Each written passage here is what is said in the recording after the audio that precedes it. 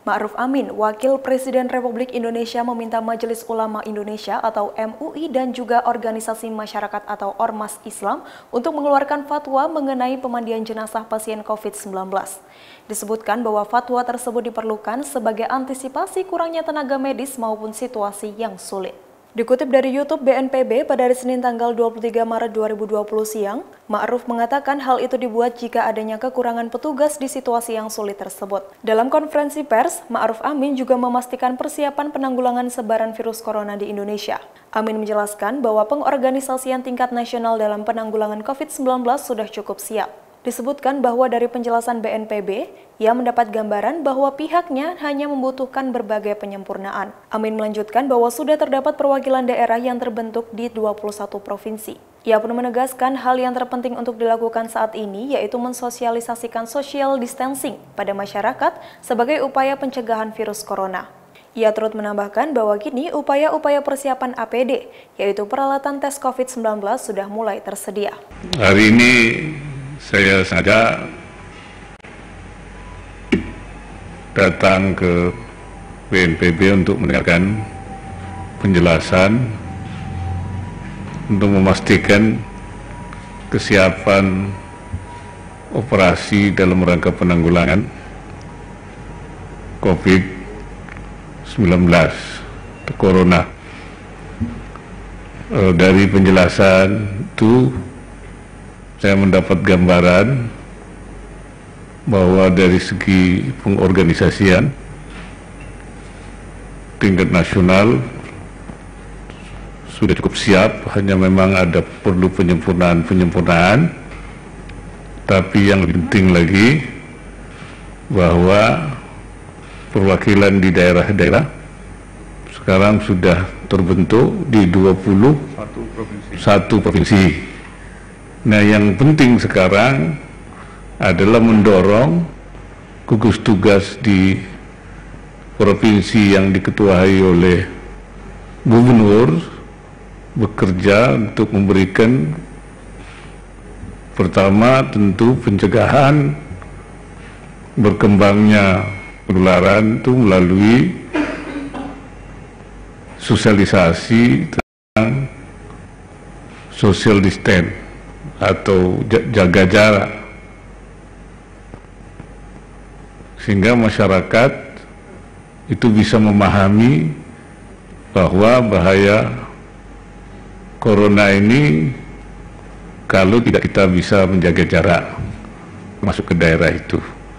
Jadi ada semacam upaya-upaya itu.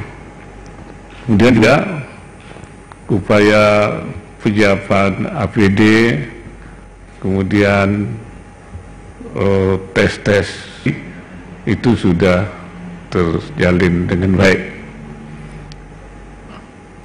Para pemimpin agama ini supaya mentaati seruan-seruan pemerintah, apalagi sudah ada fatwa Majelis Ulama untuk tidak menyelenggarakan pertemuan-pertemuan, perkumpulan-perkumpulan, dan bahkan juga seharusnya para tokoh, para ulama itu menjaga, ikut memasyarakatkan, ikut memberikan ya tuntunan, nasihat kepada masyarakat, kepada umat untuk ikut mematuhi ya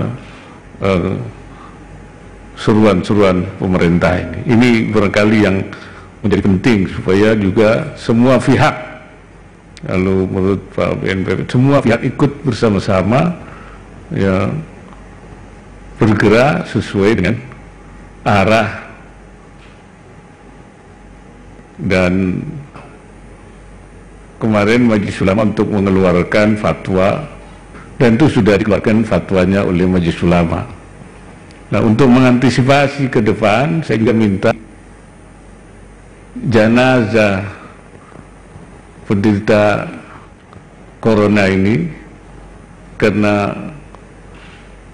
kurang misalnya petugas medisnya atau karena situasi yang juga tidak memungkinkan, kemungkinan untuk tidak dimandikan misalnya, kami ingin meminta supaya Majelis Ulama dan Ormas Islam membuat fatwa sehingga tidak kesulitan kalau itu terjadi. Yang kedua juga, ketika para petugas kalau mau sholat tidak bisa wudhu, tidak bisa tayamum, saya mohon ada fatwa, misalnya tentang kebolehan orang yang sholat tanpa wudhu, tanpa tayamum. Ini menjadi penting sehingga mereka, para petugas, menjadi tenang. Kalaupun dia mungkin sudah terjadi itu kan, sudah terjadi, jadi harus ada fatwanya. Kalau dalam bahasa agamanya itu faqir tahurain, orang yang tidak punya wudhu, tidak punya tayamum, tapi dia sholat. Ini sekarang sudah dihadapi oleh para petugas medis. Karena itu saya meminta Majelis Ulama untuk membuat fatwa dua hal itu. Saya kira itu beberapa hal yang patut saya sampaikan, dan saya terima kasih pada BNPB yang sudah memberikan penjelasan dan berbagai hal yang sudah disiapkan. Karena itu saya dengar tadi memang kita harus semua bersatu, jangan ada yang berbeda, tidak perlu lagi ada polemik-polemik, tidak perlu diskusi-diskusi, tapi bagaimana menjalankan langkah-langkah pengamanan, penanggulangan secara bersama-sama, termasuk bagaimana menangkal melalui menjaga jarak, ya, dan tidak lagi melakukan kerumunan-kerumunan, apalagi sampai kemudian berekreasi ya di tempat-tempat liburan. Dan bagi anak-anak yang sekarang misalnya diliburkan tidak sekolah, itu bukan berarti libur, ya, bukan berarti dia boleh kemana-mana, tetapi dia belajar di rumah. Saya kira itu yang dapat saya sampaikan. Assalamualaikum warahmatullahi wabarakatuh.